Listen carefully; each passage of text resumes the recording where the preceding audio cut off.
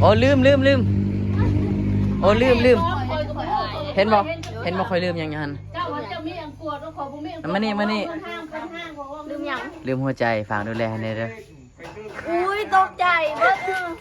ผู้บ่าวไทยลมบ่ ปลอดภัยแมนกะบ่ได้จำกัดกะล่มได้เบิดแมนคันว่าล่มถึกถึกใจกันกะค่อยว่าแม่นบ่แบบเข้าใจกันนะแมนแต่กะมันไกลหมดบ่ไหนมันก็บ่ได้เกี่ยวใดมันบ่ได้เกี่ยวบ่แม่นอ๋อความทางไกลนี่คือมันบ่ได้เกี่ยวแต่มักผู้ชายใจดีแน่จังหน่อยมักผู้ชายใจดีเนาะแม่นอ๋อหน้าตาดิซะหน้าตาจังใดก็ได้แม่นบ่ว่าจังใดก็ได้และมันก็แม่นต่อให้ดำคือทานก็ได้แต่ว่าก็ได้ถ้าว่าลมถือคอกะถ้าลมถือคอเฮ็ดจังใดจะได้ถือคอถือใจนี่ลมเนี่ยจีบง่ายบ่ผู้สาวนั่นนี่ง่ายคือจังเจ้าจีบง่ายบ่กะจีบง่ายอ๋อคือจังเจ้านี่ต้องเอาใจแบบใดในจังสิจีบติดง่ายนะมักแบบใดแบบก็บ่ได้มีสเปคตายตัวบ่มีสเปคตายตัวอ๋อคือสมมุติมีผู้บ่าวอยากมาจีบมาล่มนี่ต้องคุยกันร่วมกันเป็นมื้อบ่เป็นเดือนหรือว่าเป็นปีหรือว่าจังใดจังสิได้จีบได้คุยได้เป็นแฟนได้นี่ก็บ่โดนขนาดนั้นก็ล่มกันประมาณสัก3 อาทิตย์สัก3 อาทิตย์เดือนนึงเป็นแฟนก็ได้เป็นเมียก็ดีแม่ก็ได้โสดคือกันแม่ก็โสดลูกก็โสดปากหวานทั้งสองแม่ลูกเนาะว่าธรรมดาเด้อสำหรับผู้ใดสิมาลมเนาะผู้บ่าวไทยลมบ่ฮะผู้บ่าวไทยลมบ่ไปเบิ่งในแม่ก็ได้เด้อไปให้ลูกพาไปเบิ่งเนาะผู้สาวแล้วพาไปเนาะเขาจะต้มแล้วบ่แม่เจ้าทำท่าเปิดซื่อๆนี่อย่าเฮ็ดคลิปนี่จังน้อยก่อนแม่จังน้อยบ่จังน้อยก่อนนี่เนาะพี่น้องโอ้ผู้สาวใจดีขนาดเนาะมาเฮือนเราต้มไก่สู่กินเนาะบ่ได้งามแต่หน้าตาเด้อใจดีพร้อมบ่ไปจับบ่ให้มือซั่นเด้นี่แต่ว่ายามละหายกับใจหายคือกันเด้อเราสิเตะเอาแม่นบ่บ่แม่นเนาะหายบ่เป็นดอกคนแบบนี้เนาะแม่นโอ้ยคนงามจังนี้โสดได้จังไดวะหรือว่าเลือกลายบ่หรือว่าจังไดก็บ่ก็ไปเลือกบ่ได้เลือกบ่แม่นอ๋อแม่นบ่นี่เขาคือกายมาซั่นเขาคือผ่านไปซะเขาคือบ่มาล่มผู้สาวผู้บ่าวน่ะก็บ่ฮู้บางเทื่อเขาจะก็ถามจีบ2-3 คำแล้วเขาเจ้าก็หนีเลยเป็นบ่าวเตียงค่ำเนาะคอยฮู้จักบ่าวเตียงค่ำอยู่ไดแม่นบ่แม่นบ่าวเตียงค่ำนากายแต่ว่าคอยบ่ฮู้แม่นบ่าวเตียงค่ำนากายบ่เราเฮ็ดคลิปช่วยเหลือเรานะแม่นบ่เราเคยมาถ่ายจับบ่เคยเนาะบ่ฮู้จักบ่ฮู้จักแต่แม่น่าจะไปติดตามเพิ่นอยู่อ๋อวันนี้เราจะได้เป็นคนดังเนาะผู้บ่าวสิมาหาหลายแล้วบัดนี้สาธุขอให้มียังมันไปหาข้าวช่วยเหลือคนทุกข์ยากแม่นบ่ช่วยแล้วไม่เฮ็ดห้องน้ำให้น้อยห้องน้ำบ่มีเดี๋ยวถ่ายคลิปคอนเดอร์ถ้ามี FC ซอยนี่สิไปซอยเลยนี่อ๋อจังได๋บ่มีนะห้องน้ำก็ยังบ่แม่ยังบ่ได้ห้องน้ำบ่นี่บ่มีห้องน้ำก็บ่มีเฮือนไผก็บ่มีค่ะเบิ่งป้าดงเขาก็ดูอ๋ออันนี้เป็นเฮือนครัวเนาะเวลาฝนนี่ก็คือสิลำบากจักหน่อยเนาะเวลาฝนมันก็ห่วงหมดเลยมาเด้อสำหรับผู้ใดอยากจีบลูกสาวเล่ามาเฮ็ดห้องน้ำให้เด้อนี่เด้อเราเป็นแฟนให้เลยเป็นแฟนก็ได้เป็นเมียก็ดีแม่ก็ได้โสดคือกันแม่ก็โสดลูกก็โสดปากหวานทั้งสองแม่ลูกเนาะว่าธรรมดาเด้อสำหรับผู้ใดสิมาลมเนาะผู้บ่าวไทยลมบ่ฮะผู้บ่าวไทยลมบ่ผู้บ่าวไทยลมบ่ปอไทยแม่นก็บ่ได้จำกัดก็ล่มได้เบิดแม่นคันว่าลมถึกถึกใจกันก็ค่อยว่าแม่นบ่แบบเข้าใจกันนะแม่นแต่ก็มันไกลหมดบ่ไหนมันก็บ่ได้เกี่ยวใดมันบ่ได้เกี่ยวบ่แม่นอ๋อความทางไกลนี่คือมันบ่ได้เกี่ยวแต่มักผู้ชายใจดีแน่จังน้อยมักผู้ชายใจดีเนาะแม่นอ๋อหน้าตาดิซะหน้าตาจังใดก็ได้ จังใดก็ได้แม่นว่าจังใดก็ได้ และมันก็แม่น ต่อให้ดำคือทานก็ได้แต่ว่า ก็ได้ถ้าว่าลงถือคอกัน ถ้าลมถือคอเฮ็ดจังใดจะได้ถือคอถือใจนี่ลมเนี่ยจีบง่ายบ่จีบง่ายบ่ผู้สาวนี่ ง่าย คือจังเจ้าจีบง่ายบ่ กะจีบง่าย อ๋อคือจังเจ้านี่ต้องเอาใจแบบใดในจังสิจีบติดง่ายนะมักแบบใดแบบ กับบ่ได้มีสเปคตายตัว บ่มีสเปคตายตัว แม่น อ๋อคือสมมุติมีผู้บ่าวอยากมาจีบมาล่มนี่ต้องคุยกันร่วมกันเป็นมือบ่เป็นเดือนหรือว่าเป็นปีหรือว่าจังใดจังสิได้จีบได้คุยได้เป็นแฟนได้นี่ กะบ่โดนขนาดนั้นกะล่มกันประมาณสัก3 อาทิตย์ สัก3 อาทิตย์เดือนหนึงอ๋อฟังเอาเด้อแล้วเอารวมกันสัก3 อาทิตย์หน้าตาแบบใดก็ได้ว้าวเลยเด้อว้าวเลยเด้อนี่ ด้วย เราเอาแล้วเราว่าแนวใดก็ได้บัดผู้บ่าวมาหาแล้วโอ้ยเขาบ่เอาเด้อหน้าตาคือขี้ทานนี่บ่เอาอะ บ่ บ่เหลือเนาะ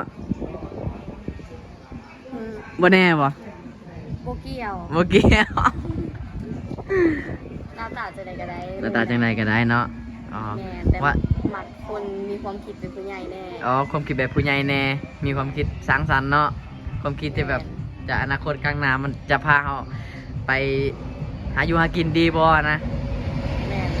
คนที่ฮักครอบครัวจังซั่นบ่ แม่นก็ต้องการแหละคันมันเป็นไปได้ก็ต้องการไงหัก ทำเป็นแบบใดถ้ามันเป็นไปได้ก็ต้องการแบบนั้น แม่น อ๋อว่าแต่โสดจักเดือนจักปีละโสดตั้งแต่เป็นผู้สาวมานี่โสดเลยบ่หรือว่า เคยมีแฟนมาแล้วหรือว่าหากันมาโสดใหม่ ก็เคย ๆหรือว่าผู้บ่าวเพ้อตอนนี้ผู้บ่าวผิดกันกับผู้บ่าวบ่หรือว่าจังได๋ ก็เคยมีผู้บ่าวแต่ เคย ว่า มี 2 ปีที่แล้ว 2 ปีที่แล้วเขาจะเอามาลมอยู่พี่บ่ ก็ร่วมกันทางโทรศัพท์ อ๋อยังบ่ได้พอกันตัวจริง ก็พออยู่แต่ดุนๆค่อยพอกัน อ๋อโดนๆค่อยพอกันเทื่อนึง แม่น อ๋อตอนนี้บ่ได้ติดต่อหากันแล้ว บอก อ๋อตอนนี้คือว่างเนาะ แม่น ผมมีไฟมาก่อกวนแล้วโสดสุดสนิทเลย โซสนิทเลย สกิดติดได้ ลองสกิดเบิ่ง ถ้าเครื่องบ่ดีไพ่หน้าตาบ่รออย่าสกิดเราเด้อ เรามักคนหน้าตาดีจักหน่อยเนาะเพอเราคนงามอยู่แล้วเด้พี่น้อง เว้าหน้าตาจะได้ก็ได้ จังไดก็ได้เนาะ โดย อ๋อตอนนี้ก็โส พอ ด ได้ใจ แล้ว ดี โอ้สงกรานต์เราอยู่โสดได้จังไดเนาะพี่น้อง กา แถวบ้านค่อยน่ะคือหน้าตาตั้งเจ้านี่อาจจะมีผู้บ่าว 2-3 คนผู้ใด แม่นปะ แม่นแล้ว มันก็หลายใจแท้ เอ้าเขางามเนาะคนงามเนาะคือเจ้านี่งามเนาะผู้บ่าวมาลมไลายเราก็เลือกแล้วแหละคือเจ้านี่สามารถเลือกได้ถ้าอยู่ทางบ้านคอย ไปถามเขาเจ้าเนี่ยเขาเจ้าเฮ็ดดีๆเด้ เอ้ากับบ่ได้วิธีหยังแหละมีแต่เขาเจ้ามาคุยเอาเลยแหละทักเอาเลยแหละ ใช่ปะ โดยสนใจเราตรวจเลยเด้อพี่น้องกับบ่ฮู้ละ กับบ่แน่เนาะลองคุยเบิ่งเอาตอนนี้กำลังแต่งผ้าเข้า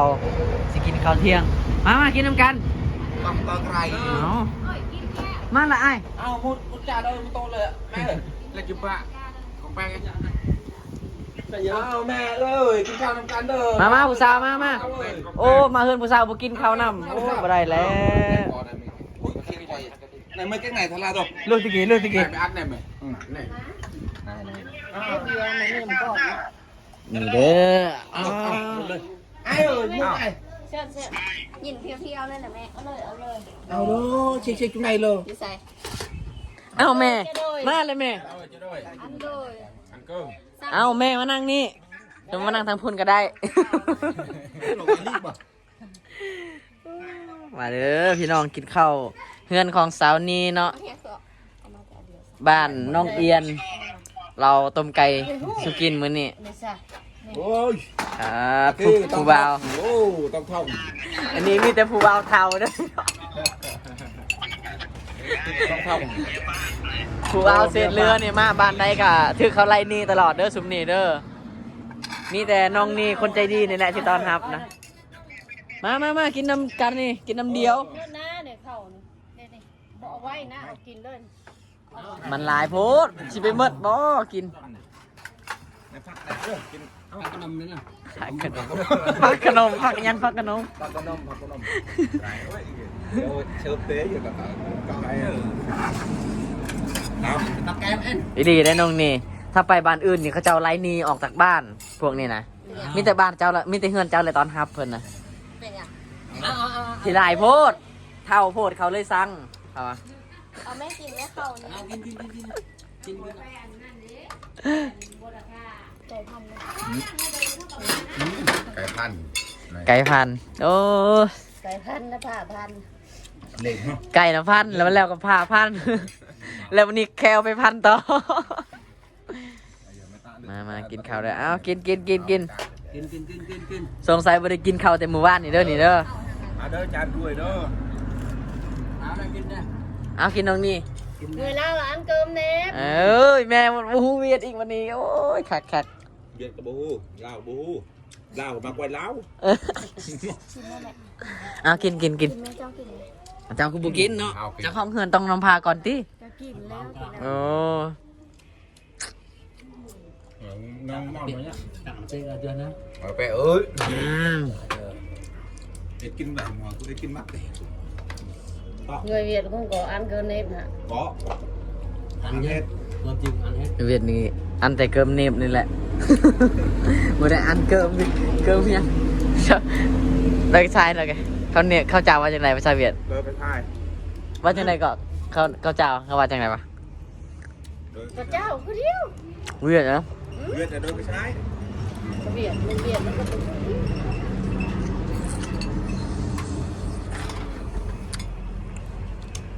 เอาเด้อกินเด้อ ตายอยู่เมื่อเอ็น ถ่ายแล้วเลย đi theo khu vào lò อันนี้รอพอกระเทินรอพอกระเทินรอลิงรอรถรอเกียน người Việt ở đẹp làm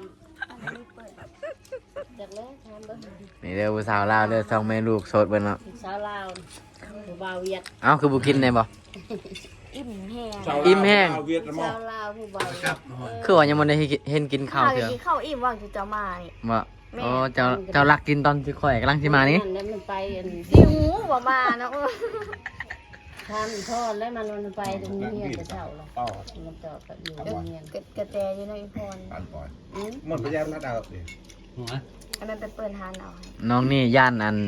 ผู้บ่าวอายุ11 12นี่กินข้าวบ่แซ่บเราเลยมานั่งนำมานั่งเป็นหมู่เนาะอันที่จริงเรากินแล้ว เยอะขโมย ยังบ่ทันใหญ่ได้นี่นะยังน้อยได้นี่ ยังซิงอยู่ ยังซิงอยู่ khu vào ai ซิงกว่านี้ก็เขาเอาไปทิมแล้วสำนี่ บ่าวจานด้วยเด้อ อยู่เมืองเวียดนี่เขาทิมแล้วสำนี่นะเขาก็เลยมาลาว lừa người Việt เหลือสำนี่เขาบ่เอาเลยเวียดเอาแรกเลย mà lao hạt มีแต่คนลาวนะครับเนาะมีแต่เฮือนน้องนี่แล้วไหม ตอก con Chị nó- che nhiều anh tôi họ nhìn tôi hàng đấy ใช้มือดีกว่า เดี๋ยวกินเดี๋ยวนะ ให้มันเปิดให้มันเปิดให้มันเปิดให้ เอาเดี๋ยวกินเด้อ ดูไว้ค่อยกินแล้ว เบิ่งเนาะลูกสาวกับผู้จบผู้งามไม่ลีเนาะบ่ได้กินกับมานั่งเรียนเป็นหมู่นะมานั่งกินเป็นหมู่แล้วมานั่งเป็นหมู่ซื้อก ระแตบ่มีวะ สังเกตเบิ่งท่านั่งเราเด้อจบดีขนาดเลย